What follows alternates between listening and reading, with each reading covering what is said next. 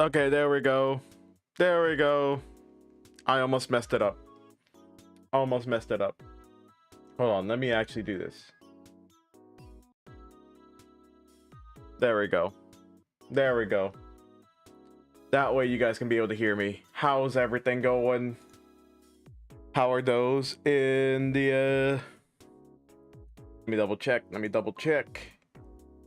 All right, I do got everything going. I got everything set up. Welcome everyone. Welcome, welcome. You guys may be seeing that we are missing someone. Someone very someone that is supposed to be the ever beautiful and moronic. Well, Hack could not come in today, so you are stuck with me. 100% me, 100% Jack. How's everyone doing? So first of all, for those, I am streaming this also on the Twitch side, and I do know that it is a bit strange for those on the Twitch side to see me just like how I am right now. But with time constraints, I had to figure out what I needed to do, and this was the best way to do it. For those that don't know, this is usually left up to only on the YouTube channel, but again, drastic changes, sudden changes, we had to make do what we got. So welcome to those on the Twitch side and the YouTube side. This is for both the Just Jack VT Twitch channel and the Hack Jack show. What did you do with Hack? I'm sorry, I had to send him into the mines. He's in my basement now. He's working off his depth.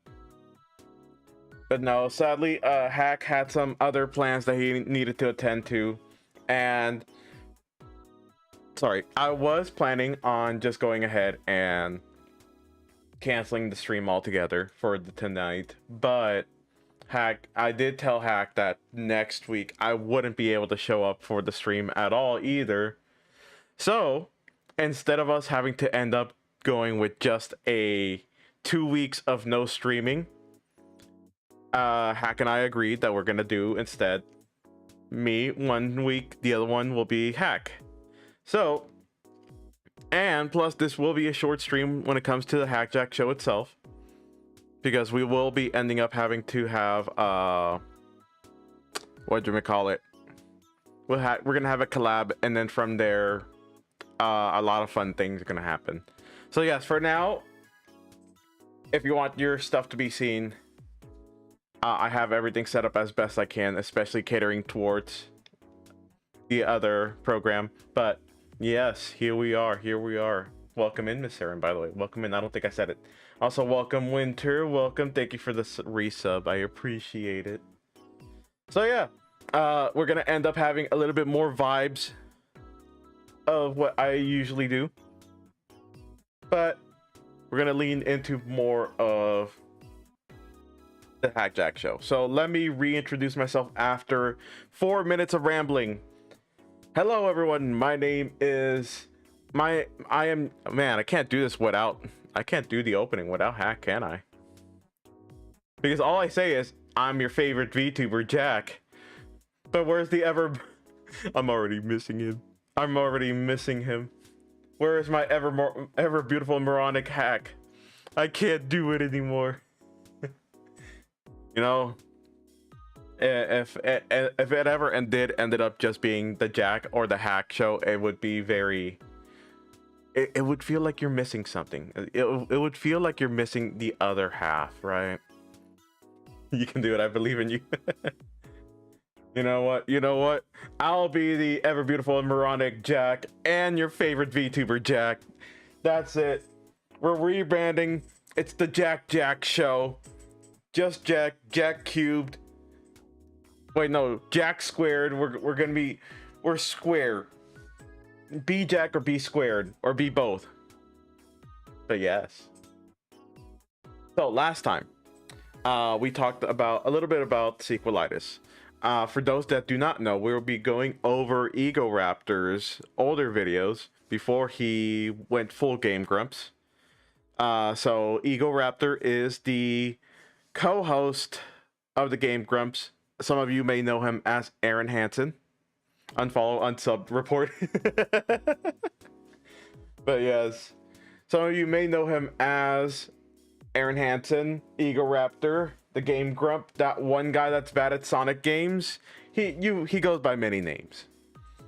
We already discussed last week over what a little bit about his Sequelitis. We're specifically going into the Sequelitis episode that's about Link to the Past versus Ocarina, which, to give a brief summary of what happened last week, and if you really want to see what happened last week, please go ahead, watch the other YouTube video for episode 224. Please go watch that one. We'll be going over the first half of the Sequelitis episode, but he does end up rambling a little bit about not just Link to the Past and Ocarina, but also Link 1, 2. Well, actually, no, he glossed over 2. And he really likes to bring in Skyward Sword for some reason. I don't know why, but he does.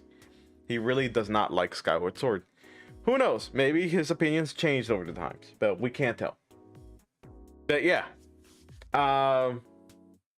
We already have made some critiques over his viewpoints, and funny enough, his viewpoints actually did age like wine in a way. Like, I'm not gonna say they're amazing, they're not they're all absolutely correct. There are some points that he has that are a little bit wrong, but for me, I feel like it's more about it's based on opinion rather than actual solid proof that he brought in. Most of them had been things like he doesn't like the fact that with the changes from 2D to 3D, you have that the Ocarina of Time game really didn't go to its full potential when it comes to the use of the Z-axis, meaning the up and down movement, which I do agree, because like looking at it hindsight wise, comparing Ocarina of Time to now, to Breath of the Wild and Tears of the Kingdom, you can definitely tell that there has been a very, very big upgrade to how we end up doing these things, because like the Z targeting back then was a little bit janky.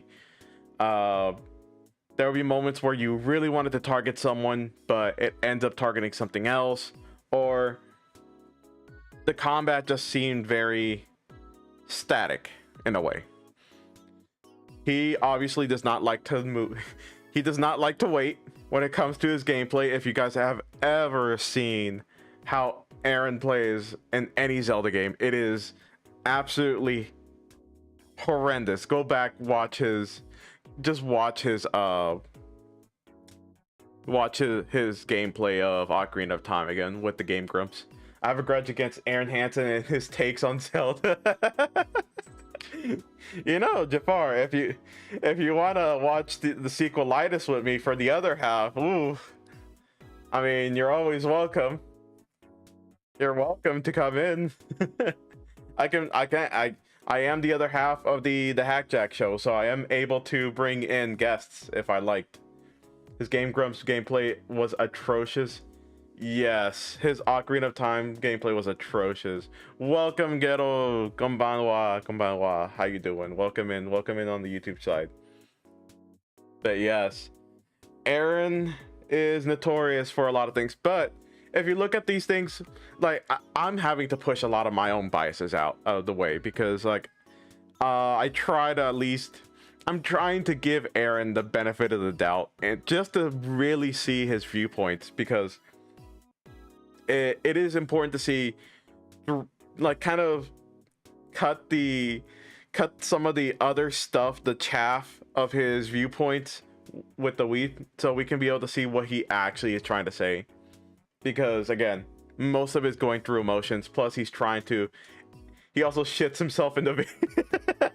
Yeah, I forgot about that. Yeah.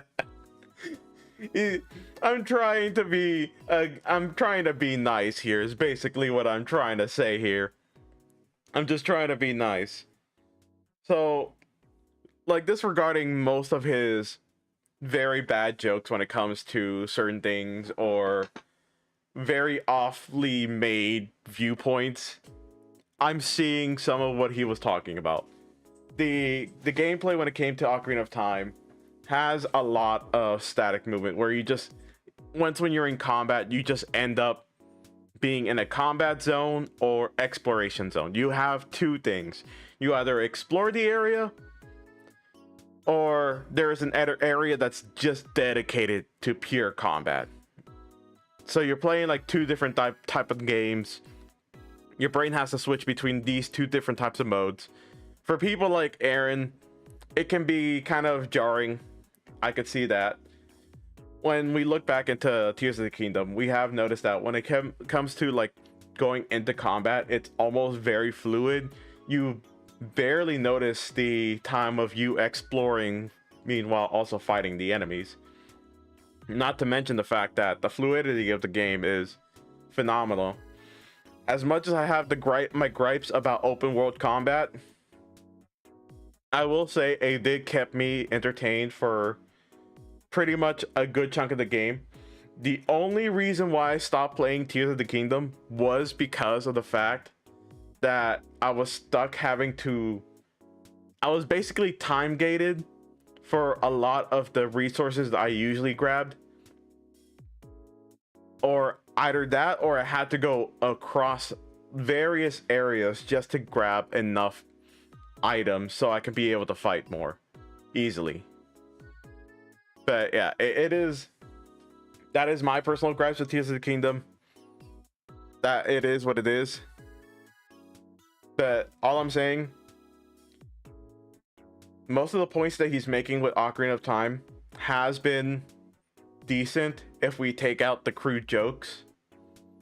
Because we could see from Ocarina of Time all the way to now that a lot of these systems have been upgraded or refined into a better gameplay environment for the player.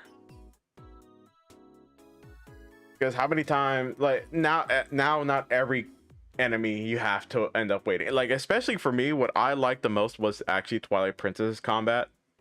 You had your different, you didn't have to just wait for the enemy. You can literally just go in and use your various of the various sword art techniques. And yes, some of them are mandatory, some of them are not mandatory, but you having all those sword art techniques will help you out to really make this gameplay a lot easier when it came to Twilight Princess. So, and then of course after that, Tears of the Kingdom literally just said, you know what? Do what you want to do. If you want to create a plane that can throw bombs from the bomb flowers from them, go ahead. Have fun. You want to make a helicopter all the way to the very top just so you can drop it on someone? Go ahead. You can do that too. Meanwhile, you want to be able to bomb jump from your shield, then land on someone's head, and then do a backflip and do a bunch of slow motion arrow shots? You can do that too. So yeah, the gameplay has been very fluid. Currently right now we're gonna see a little bit more about what he is talking about with the other half. We stopped midway through. I am gonna pull it a little bit back on the timeline, so like around the 20-minute mark. I will show y'all as soon as I get it ready. But if you guys are not looking at it, I will talk through the whole thing as much as I can, and I'll give my input. I won't let the video just play by itself. I'll do what I need to do. Retro Jack is retro. Yes, that is. Welcome in, Sangwe. Welcome in. For those on the Twitch side, you'll notice that I have a lot of my redeems. Actually, all my redeems are currently closed. Again, it's not. I was doing this at a very short notice, so even if I wanted to add in my redeems, too much work. I literally got back home at like 4, took a shower, sat down at 5, and tried to do this all in under an hour and a half. But I'm here. We got it. We got through. So let me go ahead and bring up the video. So everything, hopefully.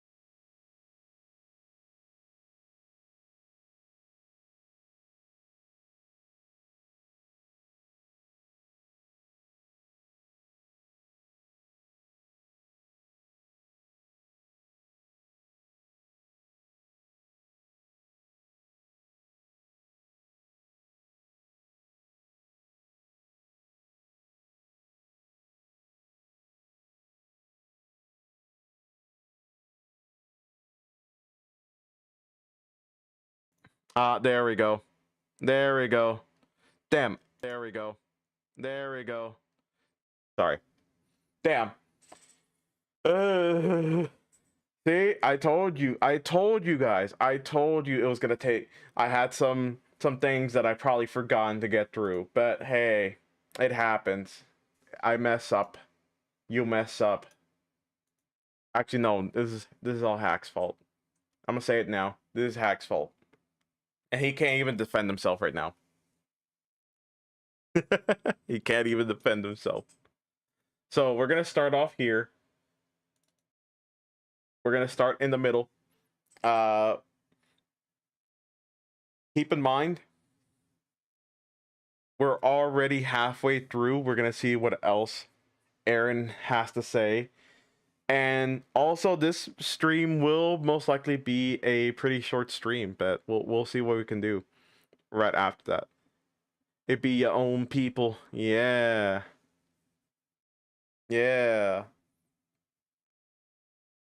Man, although, you know what? No, let's see. Actually, let me see what's a part that we could stop in, because I could not find a good spot. He just does not stop talking, which is what I'm doing. But what's a good point to stop on? Maybe here. Come here, press a button. You're there. Okay. What the fuck am I doing with my life? Okay, this is a good spot. This is a good spot to start it. All right.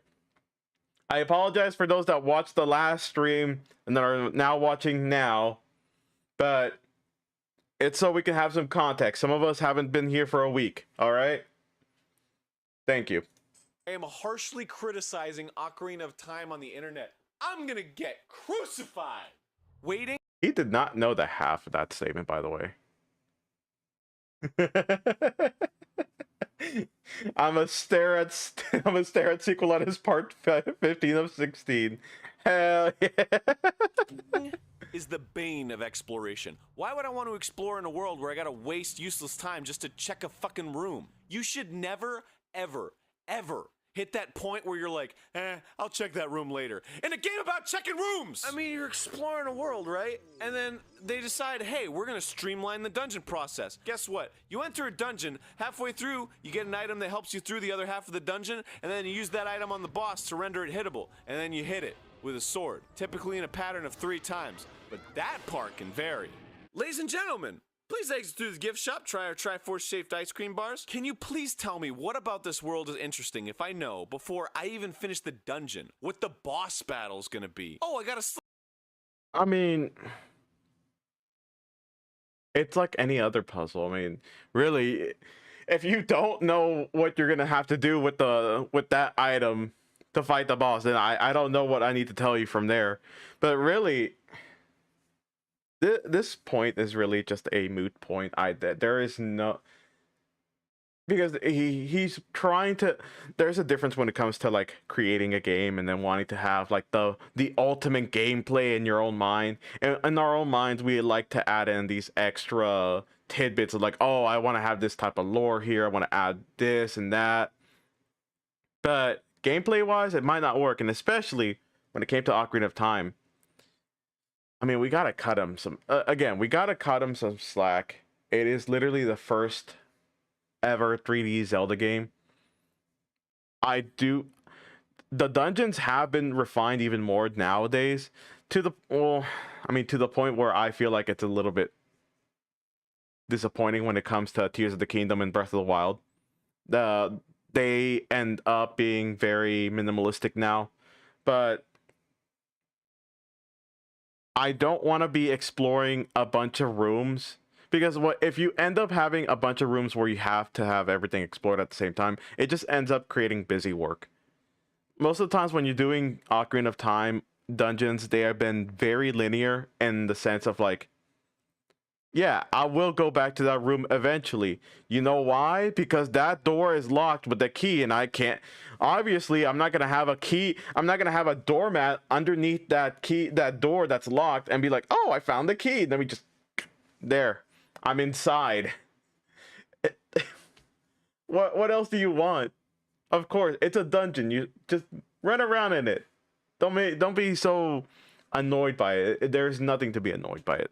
Slingshot. Maybe I hit some big glowing object with a slingshot. Oh, a mirror shield that lets me reflect light at stuff. Maybe the boss is gonna be a dude that I gotta reflect light at. Look, I know you can argue that this is actually good game design, but a game where I'm adventuring and I'm supposed to be excited about what's to come, it's kind of hard to wonder wide-eyed about something that's so predictable. It hurts.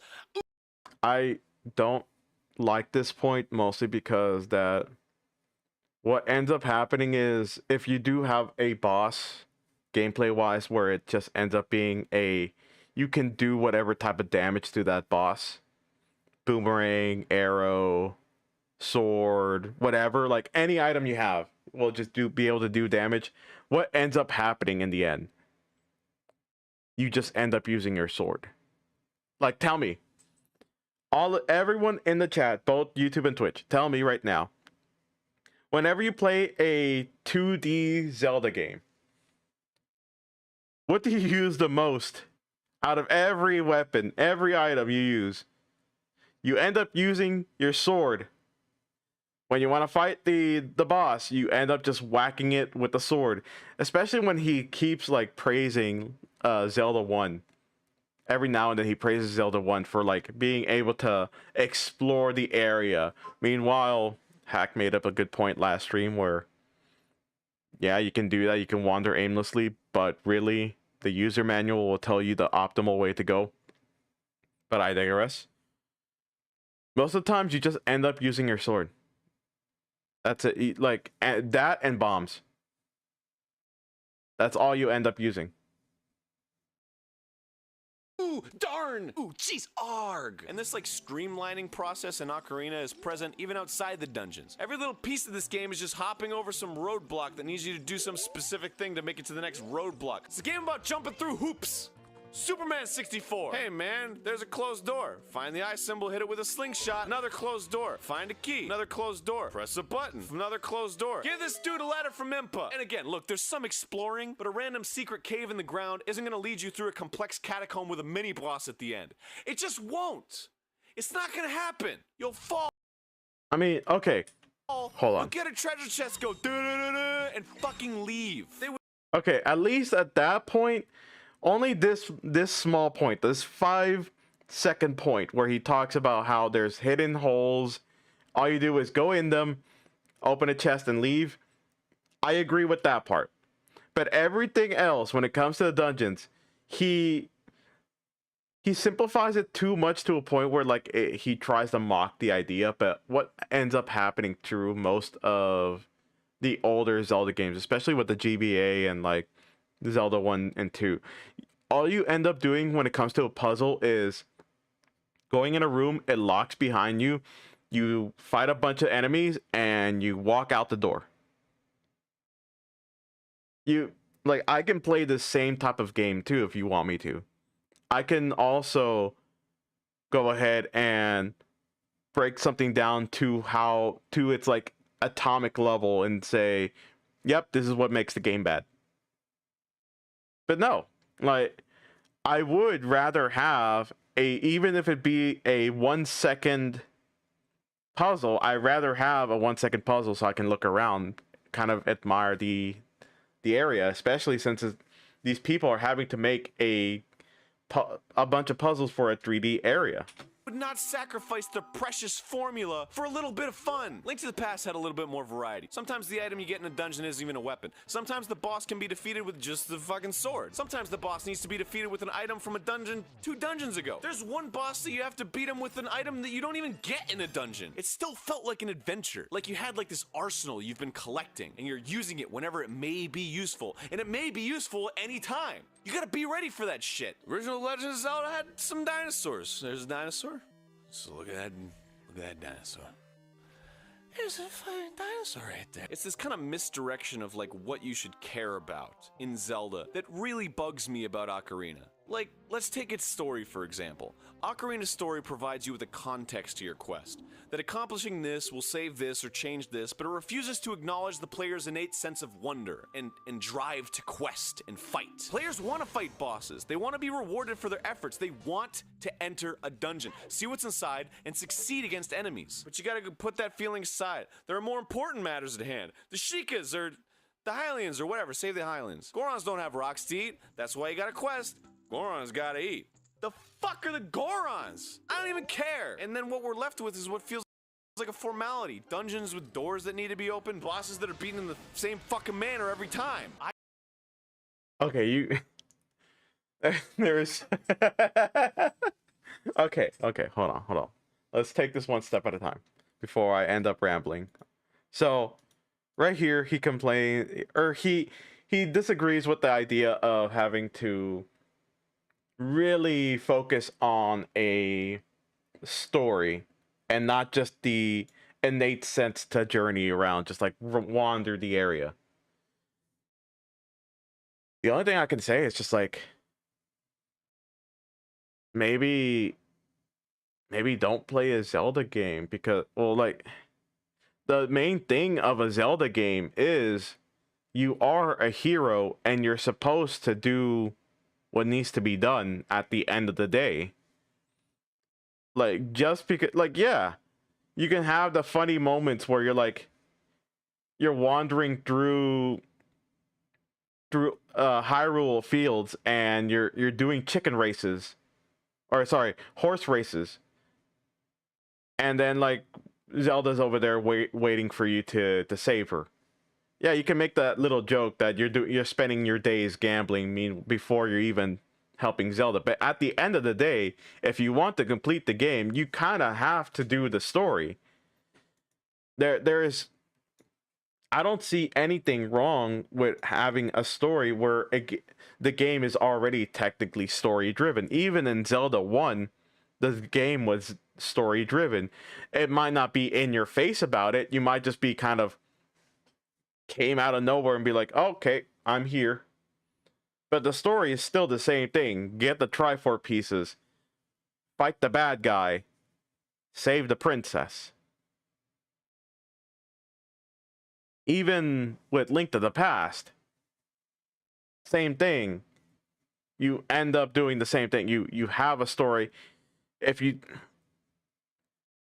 like, I understand you want to have the freedom to be your own person, do whatever you want, but with these type of games, you can't do that. People will get bored of it. I have to do the heroic thing. My Link isn't a hero, though, huh? My Link likes to gamble. My Link likes to terrorize the cuckoos in the Kakariko village. It is definitely, yeah. Misdirection of what you should care about isn't a real sentence. Yeah. My bad. You're not supposed to see that. Don't be seeing that. You can't see that. No, that's not allowed. You can't see that. But yeah, it is definitely a weird nitpick to have that. Also, wouldn't having a story basically give you the reason why you should be going to these dungeons? Like, if you don't have a story of like why you need to go to these dungeons, you saw it. No, you didn't. Like, if you don't have a reason to go into, a normal person would not have a reason to go into a dungeon. That's why you see a bunch of high. If someone literally can go into a dungeon, come back out just because they wanted to, the people of Hyrule would have been able to defeat Ganon by themselves without your help. But no, you are a hero. You go through these dangerous dungeons with these creepy crawlies and these undead looking beings. You're the one that fights them. Okay. Also, this right here. I hate this. I hate this. Right here. I hate this. Again, he's trying to put it to an atomic level of what the gameplay is. Dungeons with doors that need to be opened, bosses that are beaten in the same fuck. Right there. You can say the same thing about any other Zelda game. Any other Zelda game, you can say the same thing. If he doesn't care at this point of the game about the narrative, why is he playing it through it all? I mean, that's the thing. I don't think he exactly at this point in time. I don't think he knows exactly what he actually wants in a Zelda game. It's exactly like how any other person is when it comes to a video game. They like to make in their own minds. Like, let's say for me, I wish I can have an MMO where people can be able to freely choose what they want to do. If they want to be a craftsman, they can. If they want to be a part of like an adventuring guild, they can. But having too much freedom, it just ends up being, what was that game called? What was that one game called? Amazon MMO. I forgot the game. See what I mean? That one Amazon MMO, something Eterna, I don't remember, but that game had given you a lot of freedom. I liked it at a certain point. Economy was awful. The player base was Liberty and something. I don't think it was that. It had something else in it. It was like medieval in a way in the setting. But I digress. We all have our wishes and wants, but we gotta put it on paper when it comes to a gameplay. And gameplay wise, it'll be either too out of scope, meaning too out of what we can do technology wise, or too broad. We gotta narrow these things down. And yes, if we narrow it down for every game, for every Zelda game, all you do is stun an enemy and hit them with the sword. Zelda 1 did that. Zelda 2 did that. Link to the Past did that.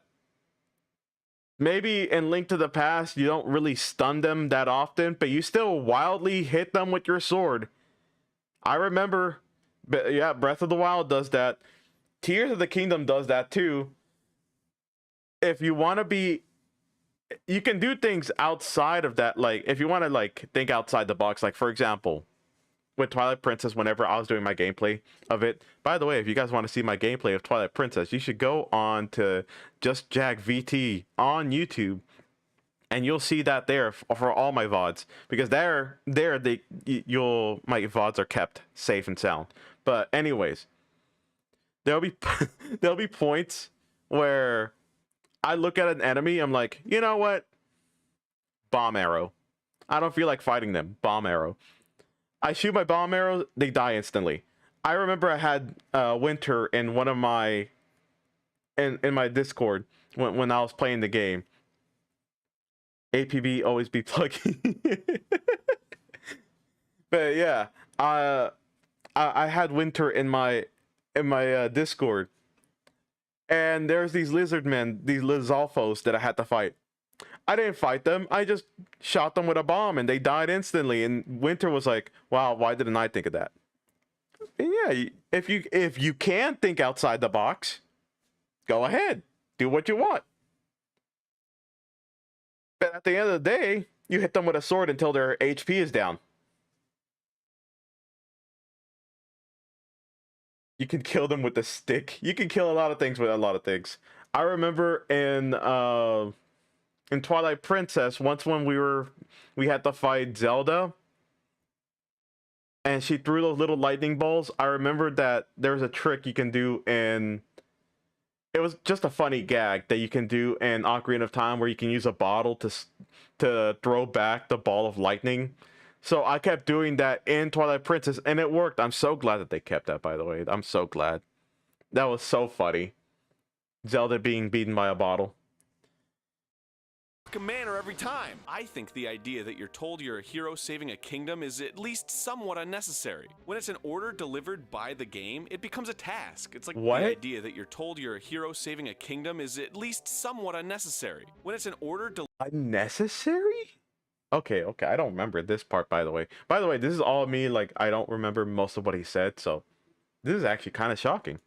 Delivered by the game, it becomes a task. It's like a job. The message should be in that, as a player, your idea of fun ends up making you a hero. Fighting monsters is what you live for and isn't what, say, this fucking guy lives for. Why aren't all these other dudes going out and fighting monsters and questing? Because they're not heroes. They don't find it fun. But you, the player, find it fun. Okay. Yeah. So this is more of a problem. This is more of a problem that I see in his choice of game. Because, again, as I said, Zelda has always... It's a fucking game you don't have to do. This is a... The later games do a better job at letting the character know that they're a hero. Yeah, that is true. I will say that this is just a problem of him. This is just a him problem. Because when you play a Zelda game, you're playing it to be Link, to be the hero, to save the world. That's what you're trying to be. That's the whole thing. If you wanted a game where you end up becoming a hero because at first you started to do adventuring for fun, and I will say it now to defend myself, but you might as well play Final Fantasy XIV. You might as well play Final Fantasy XIV. You want to know why? When you start off Final Fantasy XIV, you literally start off as just an adventurer. You come into whatever starting city you go, you'll have a fucking stroke. That is true. He has to read. Oh my god. He's not a Zelda fan, of course. Yeah. Let's see. If you compare it to his Mega Man Sequelitis, you could see the bias. Yeah, definitely. He definitely has a bias. He definitely has a bias, that's for sure. And it shows throughout the Sequelitis show. But yeah, he might as well play Final Fantasy XIV because, or I think any MMO. I think mostly any MMO. That's why he might as well play any MMO. Because for the most part in MMOs, you start off as a nobody. You do things because you want to do them. Like, you want to be just an adventurer, going through dungeons, exploring the area, having fun like that. And then eventually later on in the later on in the expansions, you end up becoming basically a hero, and then to some degree a god. So I think he just I think he would just rather enjoy MMOs instead. If he goes for just purely the running around, do whatever you want type of style. And it's like literally hitting me in the head that that's what he wants to do. Yep, and he admitted on Game Grumps that he hates Zelda games. Really? Wow. I thought he had praises for Tears of the Kingdom though. That's actually kind of shocking. But yeah. During Majora's Mask. Really? Well, when was Majora's Mask? Because if that was the release of Breath of the Wild, I mean, then yeah, it'll be kind of shocking. But maybe, I think he changed his mind a little bit when it came to Breath of the Wild and Tears of the Kingdom. What low-life contrarian hates Zelda games? I mean, it's Aaron. Absolute disgust.png. It's Aaron. He definitely has a weirdness to it. Maybe the old style linear gameplay, but more open world may have changed his opinion. That's what I'm thinking. Because I think because a lot of things with the newer games have really fixed on, or not fixed, but refined the 3D Zelda gameplay. Like a lot of these things really refined it. That's why in Breath of the Wild and Tears of the Kingdom, you're able to explore the whole area. And technically, it is encouraged by whatever trials you do. For me, since I only played Tears of the Kingdom, it was encouraged by all of those trials that are everywhere. Yeah, I wanted to get them all because of warp points, but at the same time, it really helped out when you're in the dark world. That way you can be able to see better. Here, take this with a grain of salt, but this is just disregarding everything I'm gonna say. Yeah. Zelda, Link, I need you to... Where are you going? Link fucks off and does stupid shit. That's Breath of the Wild and Tears of the Kingdom for you. You find killing monsters fun. You find ridding the world of evil things fun. That makes you a hero. Not the dialogue, not the story. A book can tell you the main character's a hero with dialogue. A movie can too. But in a game you can feel it. You can experience it firsthand. You don't need dialogue. Why was the inclusion of so many semantics necessary? And I don't buy the argument that they're only there to richen the world with story, because adding those contexts to the situation is devaluing design aspects. The game literally stops for you to complete some asinine story task. Look, you go to Kakariko Village. You go to the entrance of Death Mountain. Dude won't let you pass. You go, what the fuck, man? I want to go up there. That's what I want to do. But just like in real life, you don't always get what you want. I want to go... I'm saying this is a joke. I'm saying this is a joke. Preface again. I am really saying this as a joke. I want to go to a bank and take all... I'm going to rob all their millions of dollars.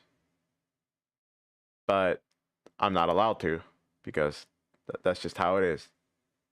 Same thing with adventuring. Hell, if you have a responsive world, a very well-built world in your gameplay, there will be rules in society and that gameplay. In that kingdom, there are rules. Hey, I want to kill this guy. Well, you can, but you're going to jail and you're no longer a hero.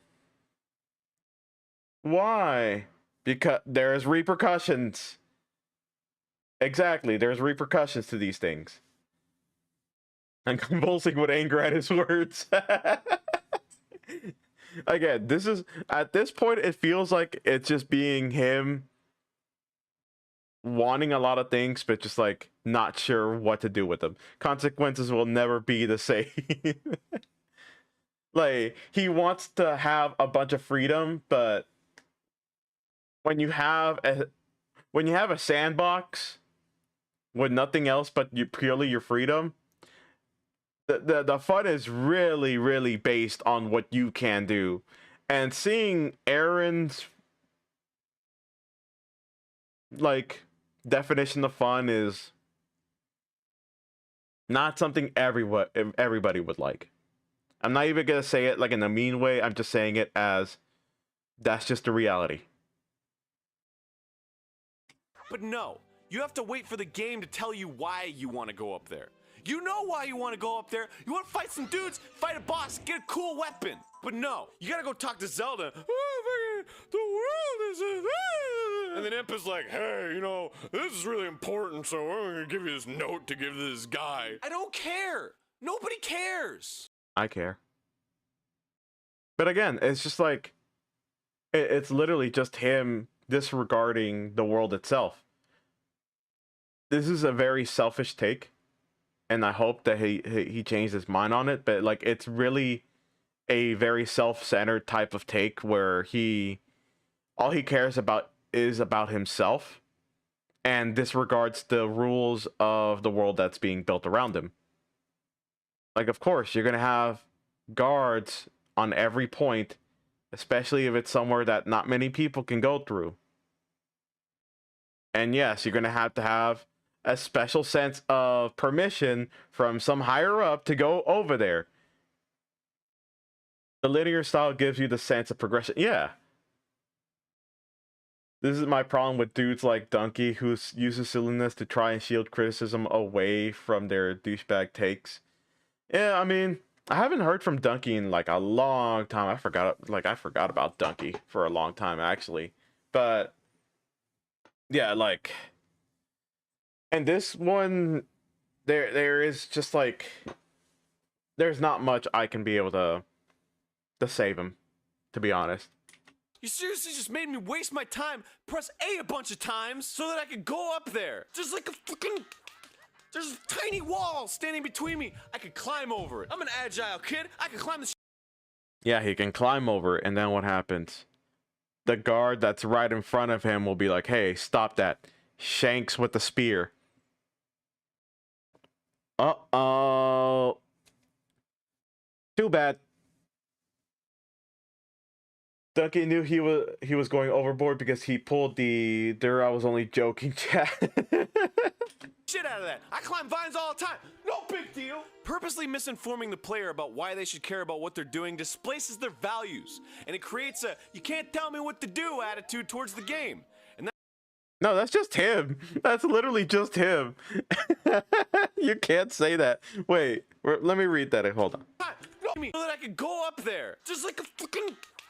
There's a tiny wall standing between me. I could climb over it. I'm an agile kid. I can climb the shit out of that. I climb vines all the time. No big deal. Purposely misinforming the player about why they should care about what they're doing displaces their...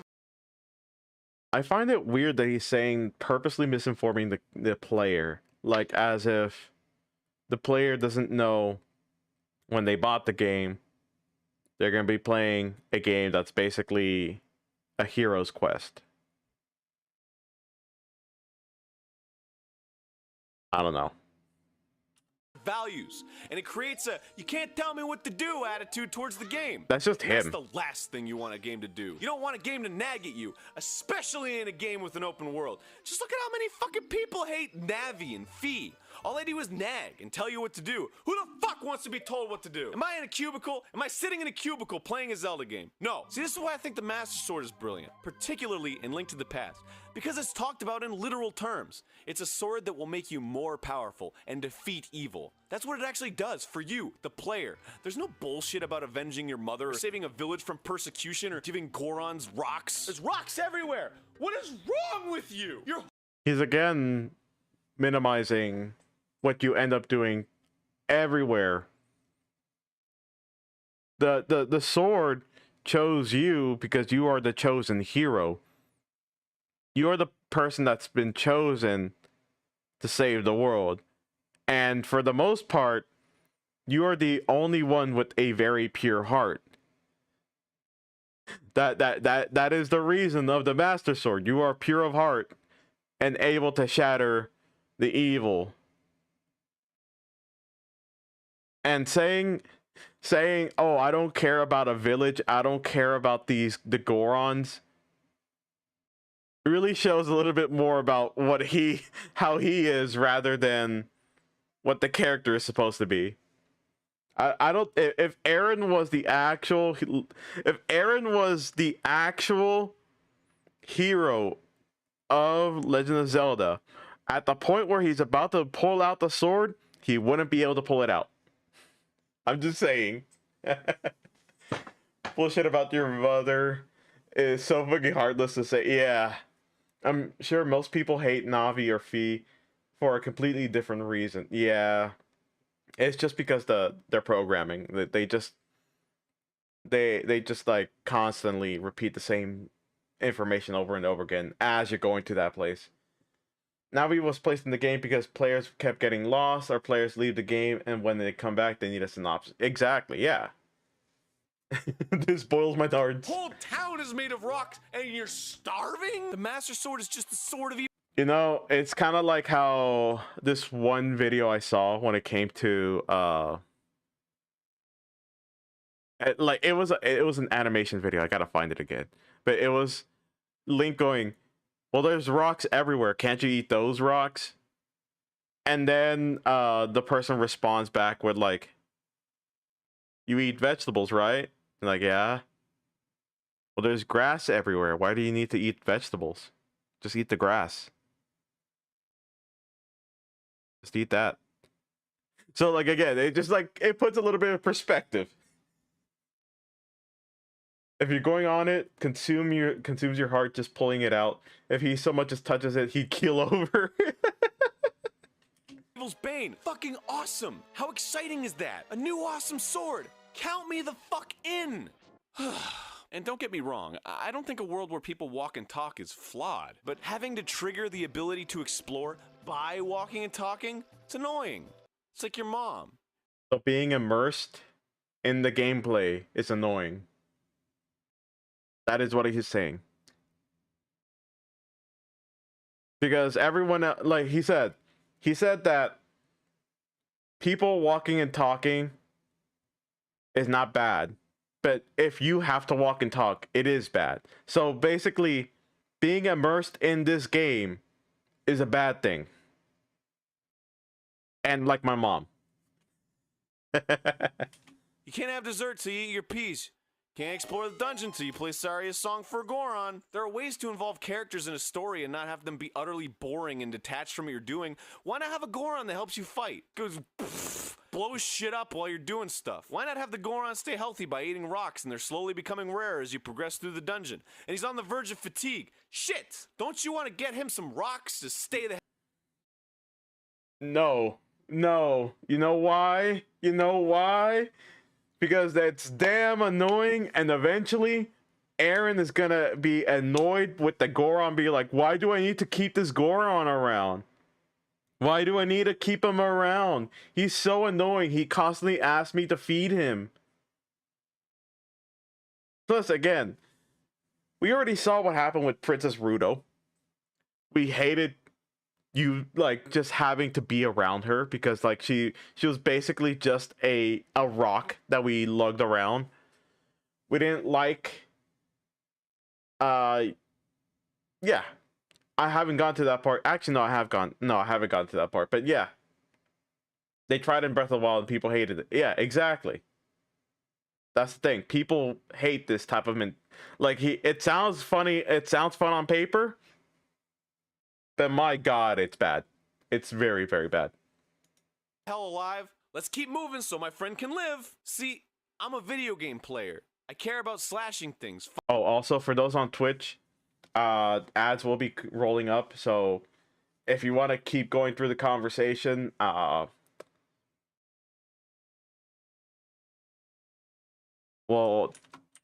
too bad. Oh no, it looks like you can't continue with the conversation. Maybe if there was only a way where I... Only for now. Finding things, having an adventure, not wandering around until I pressed A at all the right places in the right order for whatever fucking story reason. It's like the longest it's like your mom. You can't have dessert till you eat your peas. Can't explore the dungeon till you play Saria's Song for Goron. Thanks for the follow, Christopher. In a story and not have them be utterly boring and detached from what you're doing. Why not have a Goron that helps you fight? Goes blows shit up while you're doing stuff. Why not have the Goron stay healthy by eating rocks and they're slowly becoming rare as you progress through the dungeon? And he's on the verge of fatigue. Shit! Don't you want to get him some rocks to stay the hell alive? Let's keep moving so my friend can live. See, I'm a video game player. I care about slashing things, finding things, having an adventure, not wandering around until I pressed A at all the right places in the right order for whatever fucking story reason. It's like the longest page turn ever. Imagine you had to walk across your house back and forth 3 times before you could turn the page in a book you're reading. Gosh, isn't that stupid? Wouldn't that be retarded? That's what you're fucking doing. Keep in mind, these were very different times, by the way, guys. These were very different times. These were very different times. I will preface this. Very different times, okay? The word he said, it's a no-no word. Don't say it. These were different times. People were saying these words. Take me back. Almost want to invade just to join in on the discussion. I mean, I am allowed to have guests. If you want to join the discussion, I can arrange that. I would just have to put you somewhere. Just let me know ahead of time. It was a better time. But going back to his point, let me see. It's like the hell alive. So I don't like the idea of this point because, all right, Jafar, let's invade. All right, guys. This is gonna be the Jack show, but with more people. Let me switch over. Let me switch over. Good news. Okay, I'm switching over, and I gotta add the others. You little shit. Welcome in for those that are on the YouTube side and aren't familiar with. This is Mr. Winter VT. Let me bring him in. There, yes, occasionally I stay in his basement. He stays in the basement. Have you seen Hack there? I kind of kept him there for a little bit. He's currently working in the mines. He's working. What? Last I saw him, he was in the fridge. Oh, you shouldn't have seen that. I'm sorry. Well, after the stream, you're gonna. What are you doing? After the stream, we're gonna have to have a small talk. Don't worry. There we go. All right, you're gonna be taking Hack's position right now, right there. There you go. Hey, how you doing? I'm Hack. I like wrestling. Wow, wow, Hack, you look a little bit pale there. What happened to you? Know, I've been in the mines and all that, also hanging out in the fridge. All right, added that to the discussions. Good. So yeah, let me know, all Jafar, right, if you do want to continue with this. Since you know what, since I'm doing this, I gotta change up the way I'm capturing now. Because I am tired of this. I'm tired of like having to. Ready? All right, just pop into one of the VCs and I can drag you in.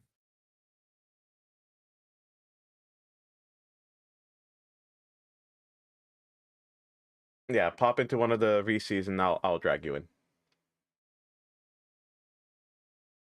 Or I think Winter, I think you can be able to drag people in while I do this. Did you give me that power? Did you give me that power? I don't know.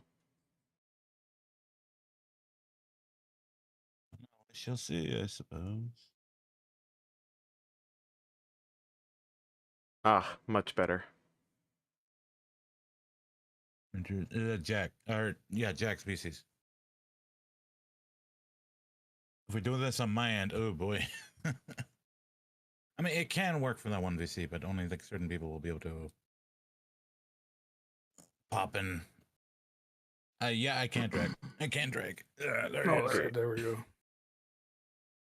All right, time for some Zelda hot takes. And let me. I mean, Sequelitis is just an entire like series of hot takes. All right. It's gonna be a little bit crowded where you guys are at, but there you go. We're just like the Brady Bunch. Okay. It's fine. Next But thing, all right. Apex pops in. I can't have too many guests. Okay. Three's a crowd.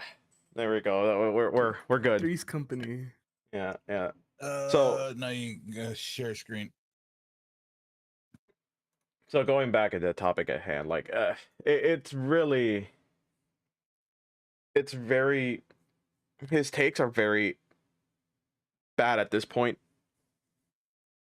At first, I can see what he's trying to say. I have a master thesis on Aaron Hansen hate.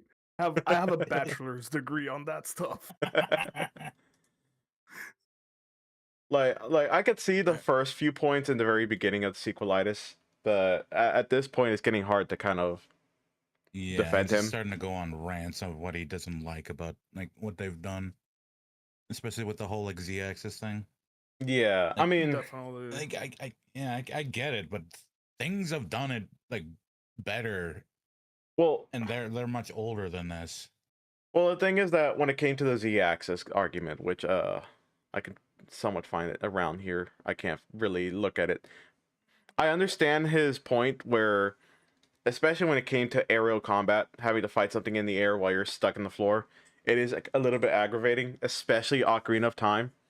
How many times have we also been just completely annoyed with the fact that we have a bunch of bats and we just can't do anything about them because the Z-axis, the Z targeting takes forever. You have to wait for them to come down.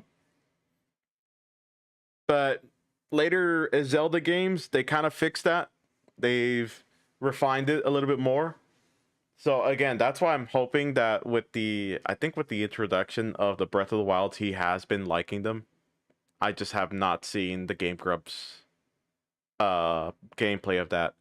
I might actually do that. I might watch the gameplay of that and then give some final thoughts about it in a future episode. But let's see what else he has to say. Can everyone see the stream?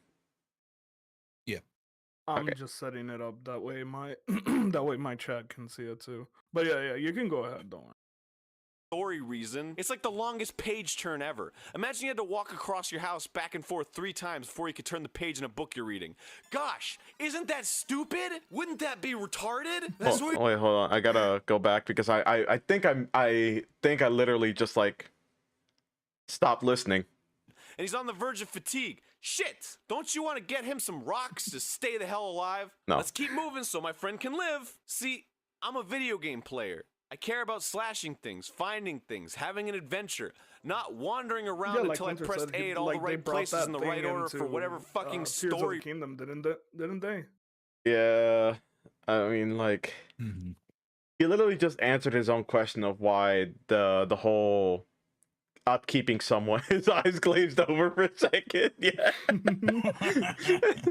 He literally answered his own question or his own dilemma about the Goron situation.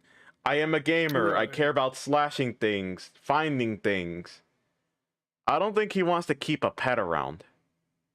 Yeah, or he has to upkeep. That's why, like, escort missions are the absolute worst when it comes to like these type of games. Yeah. Reason, it's like the longest page turn ever. Imagine you had to walk across your house back and forth 3 times before you could turn the page in a book you're reading. Gosh, isn't that stupid? Wouldn't that be retarded? That's what you're fucking doing in video games. Not really. There's a difference between doing what I mean an action repeatedly and storytelling. Yeah. Because I mean, essentially what like the old linear Zelda games are. They're stories. And that's like in Breath of the Wild or Tears of Kingdom, you could just go do whatever they want in any order. And that's the problem that he has. That it's just like he's playing a Zelda game expecting it to be an MMO. Because most MMOs are like that. You can do whatever you want. Yeah, there's a main story. You can do it whenever you want. Oh, the world's ending on the next MSQ. Well, let me go fishing for 10 hours. That's what I said. The world doesn't. He would have a friggin' stroke. The world doesn't move until I do something about it, right? Yeah, that's how like these games work. I mean, like, look at how Verm plays Final Fantasy. For those that don't know, Verm is another group member from the Bonely Friends and the Twitch side. I've been seeing his gameplay of Final Fantasy 14. The first time when he opened the game up, like the first week, he got to level 30. And I'm like, oh, cool. I look at his stream. I'm like, hey, so what are you doing on Final Fantasy 14? Oh, fishing. Just Wait, what level are you? Oh, I'm level 43 fishing. Yeah, and his And- pugilist was what, 30 something? Yeah, he leveled up more on fishing than the actual story. Yeah, my monk is like level 32. What level fishing you at? 45. Like, huh? I don't care about people or saving lives because I'm straight Mountain Dew Master 8776, bruh. Christ, dude. Y'all still beefing with the Oh, cartoon? beefing Yes, with we are. cartoons. The cartoons are beefing with the cartoons. That is, Link to the Past added a story to make everything a little more epic. And since it was the same kind of game as the first, the game needed those tropes to come back. All those enemies and elements, while adding new ones too. But with that, a formula was born. A through line is important for a series, but when it acts like a katamari of tropes and elements that can't be forgotten or changed, things start getting sloppy and samey. We get games that become less and less interesting. He Shigeru just answered Miyamoto his once question described again. his idea for Zelda coming from the feeling he got from wanting to explore caves near his house as a child, which led to an amazing game where you explore caves and dungeons and found wondrous things. The irony is that when it came time to make sequels, Nintendo cared more about the things that were found rather than the mystery itself. There is no mystery in modern Zelda games. Yeah, Hey, man, that's just I'm a dude. Pokemon in a nutshell. That's not true.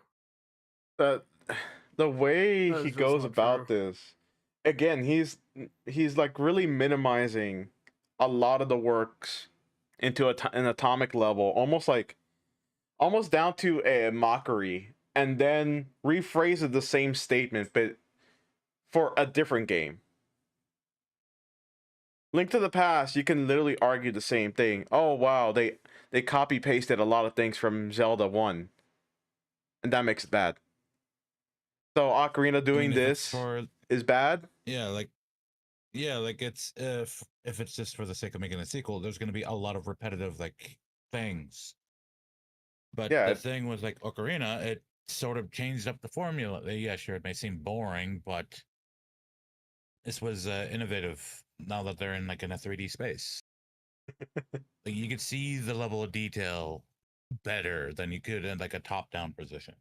yeah, and even then, like the puzzles do end up getting a little bit more nuanced, which is why he's very annoyed with the fact that he has to be in a puzzle room and do things. For me, I enjoy the puzzles. I don't care if it takes me 10 minutes, 30 minutes. You've seen my gameplay of Twilight Princess. And even The then- Marble, for example. Yeah, the marble, for example. Like, for me, I don't care. I find it fun. There are some people with the marble, it's literally an optional thing. You do not need to do it. But like when it comes to dungeoning, the puzzles that are they're there to work your brain. And sometimes I do get a little bit annoyed where people like, oh, do this, do that, when I haven't asked for any help yet. Because I wanna work my brain. I've been on I TikTok remember for far getting too stuck long. with the chess puzzle back Oh, in that Twilight one? Princess. Oh my goodness. When I was a kid, I went through it without the lens of truth, and I didn't even know you could use it in there. Just I got no trial and error. Let's say the cartoon has wrong opinions. Yes, that he is true. The cartoon does have wrong opinions. I got no dog in this fight. I just want to see the cartoons oil wrestle. I bet you do, Johnny. Man, I've been through this freaking argument from hell to back in middle school. This is just bringing back my middle school freaking debates and whatnot, because I really had a friend that was like genuinely very defensive whenever like I went against Aaron Hansen. Like, you know, at the time Aaron Hansen was seen like, oh my god, he's the god. He's like the animation god. He's this and that. Yeah, but that was during his animation arc, which Exactly, he refuses to yeah. go back to now. Well, yeah, I guess. But yeah, at that time, like he really got defensive, and like looking at it now, like I can I really want to message him and like, oh, what do you think about Aaron Henson now? And he's gonna be like, oh, I guarantee that yeah, opinions will change because like he leaned way like more into the Game Grump stuff. oh Yeah. yeah, definitely. Let's see. That's He's even. that's another gripe I have. Like honestly, I mean, it's good for him. It's beneficial for him, you know. But at the same time, I really didn't like the transition with Game Grumps, and especially like the departure with freaking what's it called, Jontron. Oh my god, that's another bag of potatoes. Like Yeah. that's another debate for me.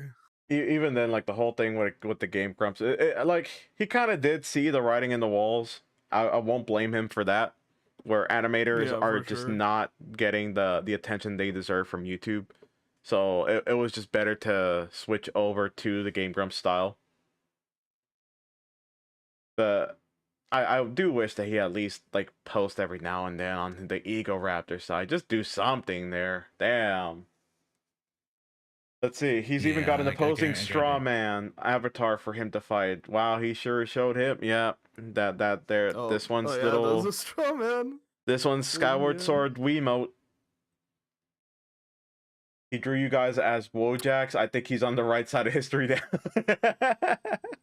Let it be known that I value Skyward Sword very highly. Oh, I'm on the Twilight Princess side here. Yeah. Let me see. Definitely Twilight Princess. God, in the mystery itself. There is no mystery in modern Zelda games. Hey, man, I'm mysterious. God, shut up! Seriously, you want all this attention like you care, like you really gave it your all in a new innovative Zelda experience, but instead you led Zelda into a frustrating monotony. You know, what started the franchise was like the sense of wonder, and what has thus far concluded the franchise is a sense of formality, a predictable, time-consuming mess that asks you not of your sense of eventuality. The fact that he named his character Nah. Master. The cartoon has high blood pressure. Yep. A predictable, time-consuming mess that asks you not of your sense of adventure or even your wits, but instead your ability to listen and follow directions. You ask of us our ability to point something at something else and then walk towards it. You ask of us our willingness to get another bow and arrow, fight another boss with another giant glowing eyeball. Gee, I wonder how to fucking beat it. I fucking wonder, Skyward Sword. You ask of us. Again, he's just like, these points are just, I think it's just really him trying to make a funny joke, but if they're real points, I don't like them. Because first of all, before, like, at the point of Skyward Sword, there is still a very loosey-goosey type of timeline. Hell, most of the timelines out there were fan-made. So there was no official set timeline. So you could have thought every single Zelda game was their own standalone game. So it would make sense to appeal to a general audience from a gameplay and the game development perspective to have these obvious things. At least Skyward Sword is not having literally yellow paint everywhere to tell you where you need to go. Yeah, Yeah, there's Oh yeah. my god, yeah. there is a glowing eyeball, but I mean at the same time, if you fail to comprehend that I need to shoot the glowing eyeball with an arrow, then that I don't know what to tell you. Funny, there's a glowing eyeball in Ocarina of Time. And he hates Yeah. it. The first boss. He doesn't Also, like it. the only like at the time, I think the only like actual direct sequel would be Ocarina to Majora's Mask. Yeah, that's the only direct sequel at the time. Now there is several things where Nintendo made the hero died, then there's the one where the adult timeline and then the child timeline. Yeah. But It's just, like they had to rewrite the entire history, like just to fit Breath of the Wild and Tears of the Kingdom. yep. I don't like the way he's treating that Wii controller. No, none of us do. Also, if I'm correct, isn't Breath of the Wild and Tears of the Kingdom like the final thing? Like literally all these timelines Yeah, still they're point. the end. They're the end. Yeah, they Yeah, they're still the point to end- that that- one. Yeah, they're the definitive ending to the timeline. So whatever new thing they come out with is going to be more than likely in between the beginning and the end, or it could be a completely new timeline to be like in and of itself. I don't like how he treated the Wii remote because he didn't put the silicone on and the Wii strap oh, on. oh, the little, as some people call it, the Little silicone condom. yeah, the Wii condom. Wii condom. To get a cat from the top of a roof and carry him over to some guy who says thank you. The Adventures of Link, Cat Delivery Man. Is that your title? What's the tag? I mean, you're technically you're doing. Didn't you just argue? Didn't you just argue that these things, you don't want a story to tell you that you're a hero. You want to become the hero. You're starting off as a regular person. Of course, one of the good things you can do would be just to save a cat from a tree or roof. That's the only thing you can do when you become a hero. Eventually, you become a hero. These things, he literally just refuted his own argument. Just with him Yeah, complaining about this.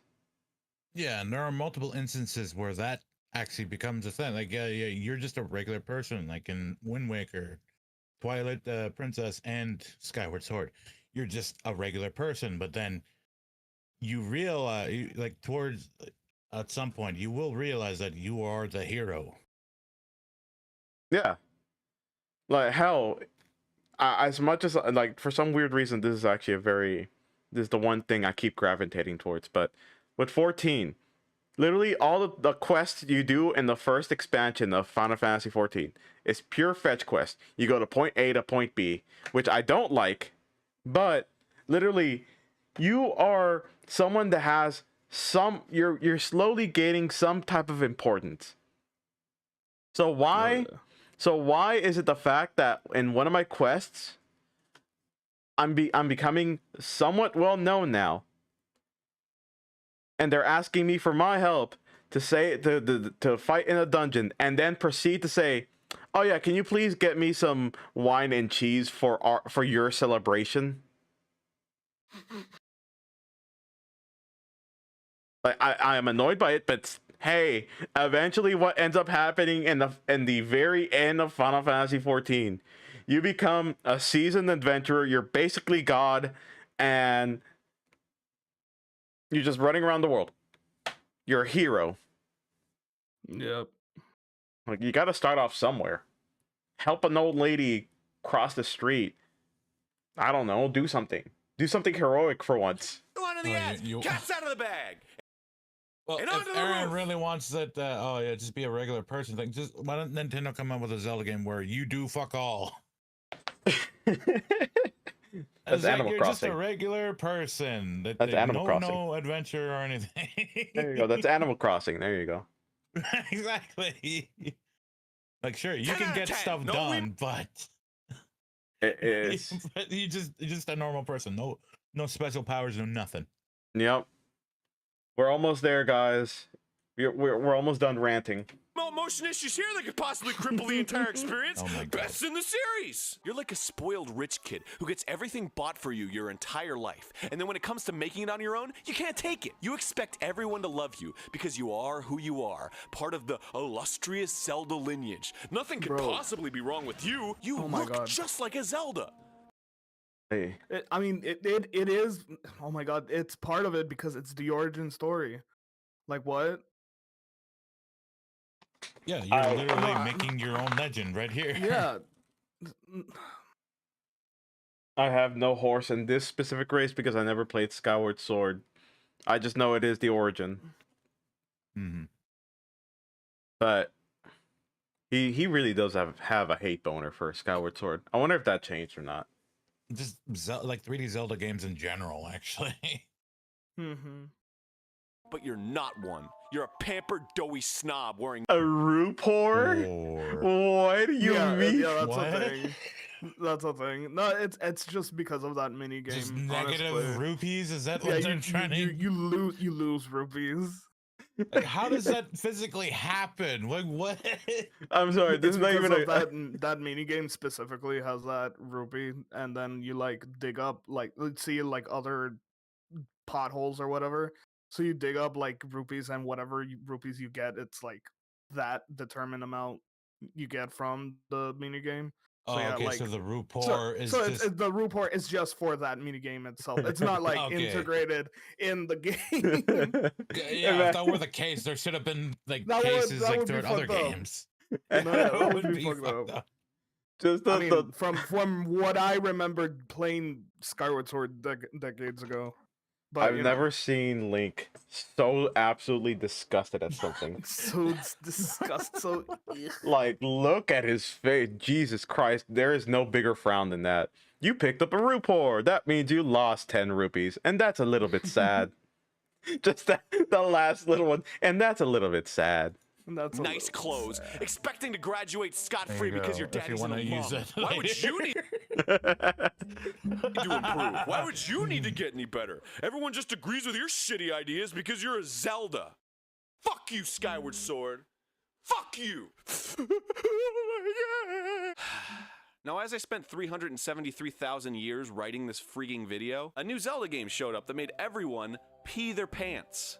You know, except me, because I don't do that. It's weird. It was a direct sequel to Link to the Past, taking Such a place in the same tsundere. aesthetic world of Link to the Past. It's called A Link Between Worlds. And I love it. All right, look, it's worth mentioning that you, though? it does have nearly an entire Do formula you? ripped from a game, Yeah. but it's fun. What? Why? Well, Oh yeah, the formula's been ripped from the other game, but this one's fun. I this is the exception. I feel partly because it I has guess this is the exception because it's a old school Zelda, but in a 3D space. Yeah, 2.5D, I would say it. less wait time. Yeah, but it's 2.5D. mostly because of the new mechanic, which is beautifully integrated to the point of feeling second nature, like jumping in a Mario game. On top of that, you have nooks and crannies around every turn that contain weird hidden stuff, and there's also this system of pay for an item that adds this interesting value to rupees that no other Zelda had. Not even Twilight Princess with its stupid weird fucking dumbass endgame magic not magic armor bullshit. Wow, look at that. That is an optional armor, and at some point it's technically needed if you want to do the end game content. You don't be talking like that. Like, and even then, again, you need the end game content as in like to do it though. yeah, like it. Like what? Don't Giant's you wallet can only want that? Didn't he supplement it. want this liberty of needing and not needing equipment?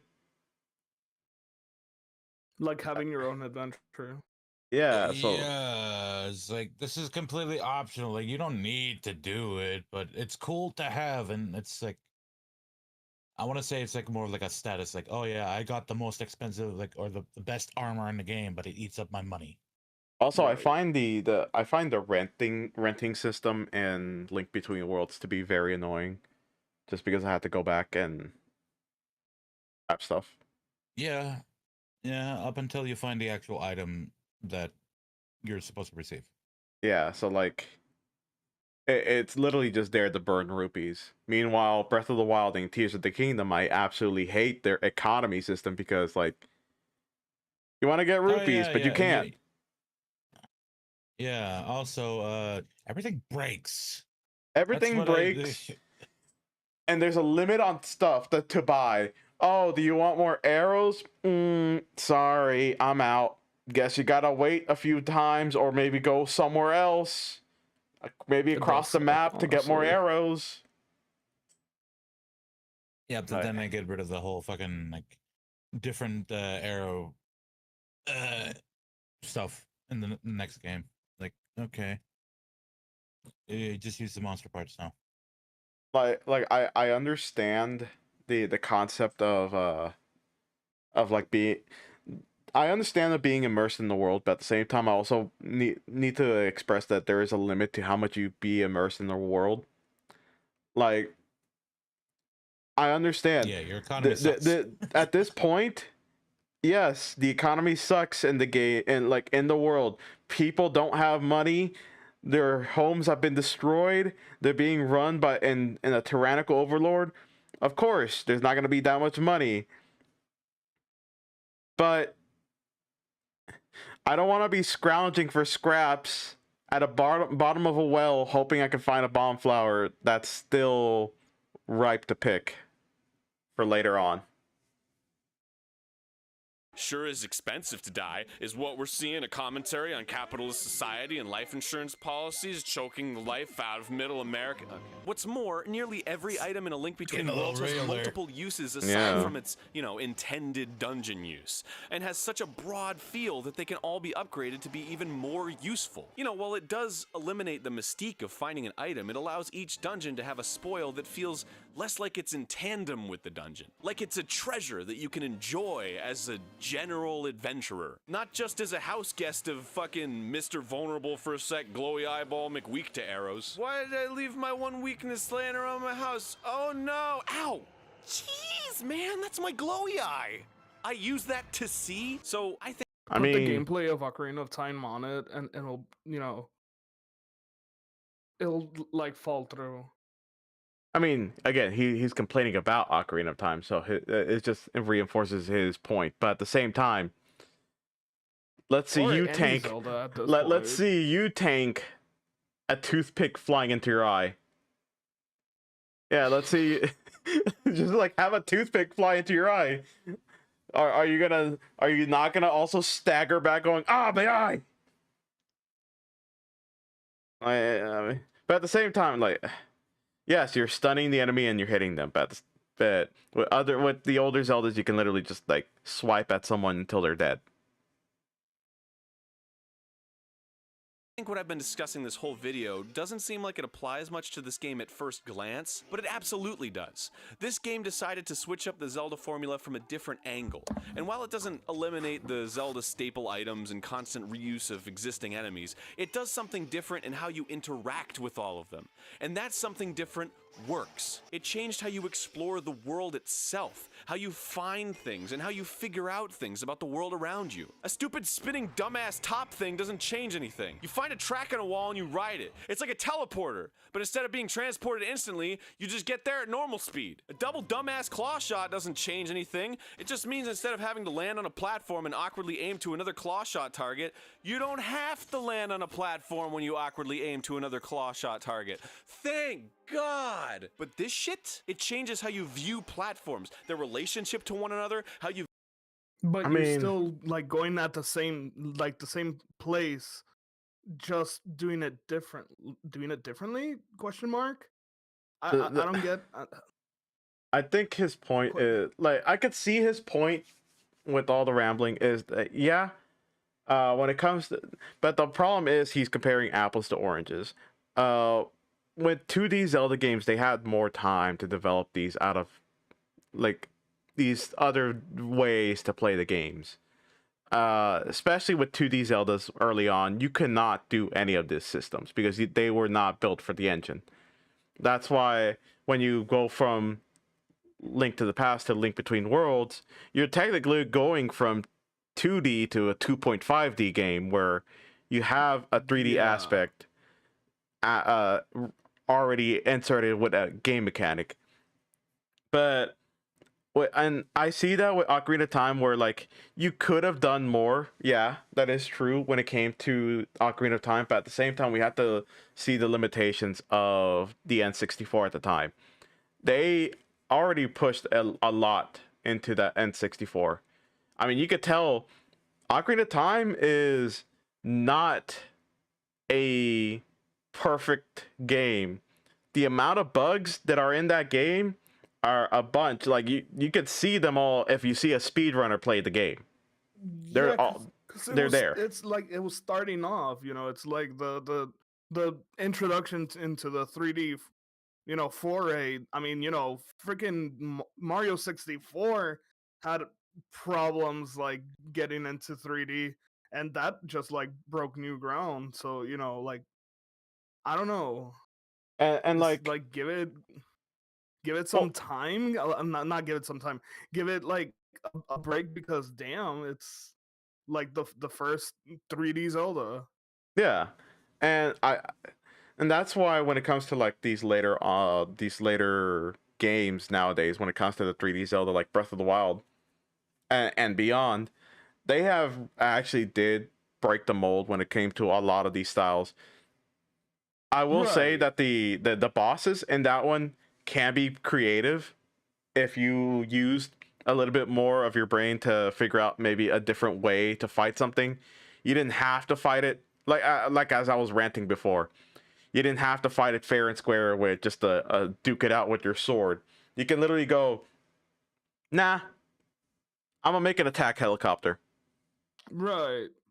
Or, nah, I'm gonna freeze you in time, like going to Breath of the Wild. Nah, I'm gonna freeze you in time, spin around a little bit, and then launch you into the God knows where.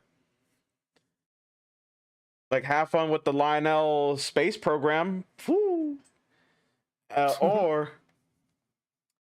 But like with the Tears of the Kingdom, or I think both of them had this, where you had the pull mechanic where you can grab something and then pull it around.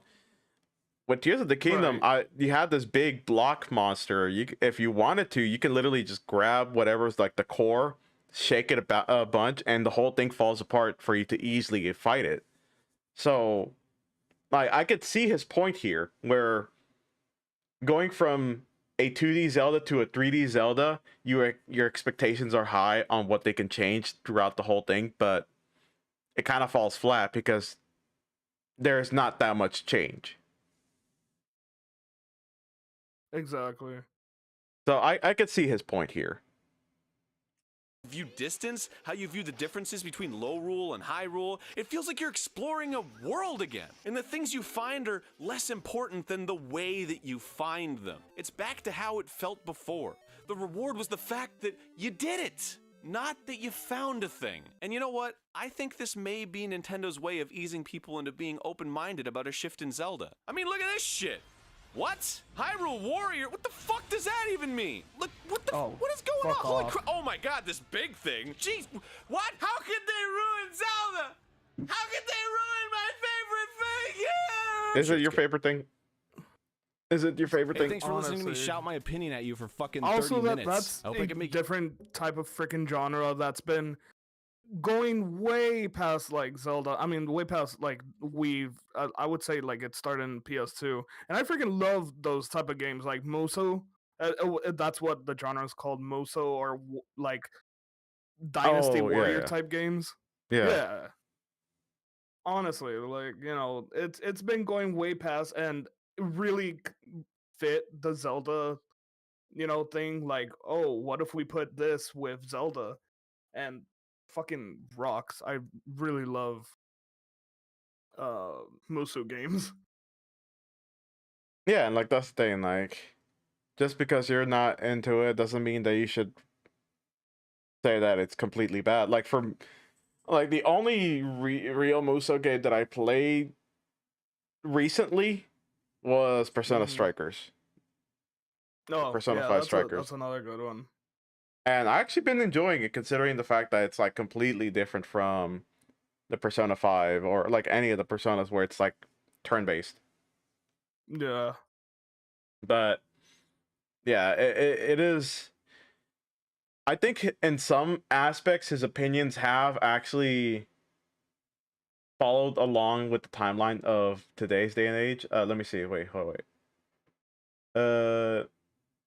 Maybe I get canceled for this, but he argues like a girl that doesn't know where she wants to eat. That is very true. He does, which is why we had that. This is why I was saying I have to separate the wheat from the chaff because there's a lot of things that I could kind of see his viewpoints. Christopher says, when I'm shifting through the landfill I live in, I know I complain most about the level of frames the sword swing Link had a decade ago. Yeah. Yeah, like again, a lot of these things is just purely based on the fact that it was a argument about the jump from 2D to 3D and how it ended up disappointing him. but there are some things that he rambled on about which just did not really make too much sense in my part. It felt like there were more opinions than actual actual solid proof. But the few good points that he did provide, meanwhile trying to decipher everything he says, we see the improvements with the newer Zelda games. So again, I need to watch one of his, like, if he has a Breath of the Wild or a Tears of the Kingdom gameplay to see how he's enjoying it, if he's enjoying it. You know how the man is. Ocarina of Time. Ugh. Yeah, like, you know the man. He literally the Ocarina of Time. Where is it? Where's the point? The point where he's fighting the clam and he just ends up dying by the clam. I think it's right here somewhere. But yeah, he really left that in. Right here.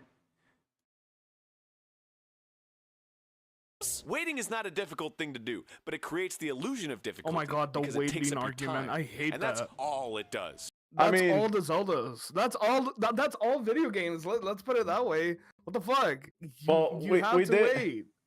We did like, as we said, he's not a very patient man, but at the same time, we did see a lot of that changed with later Zelda games where not all the enemies you have to wait.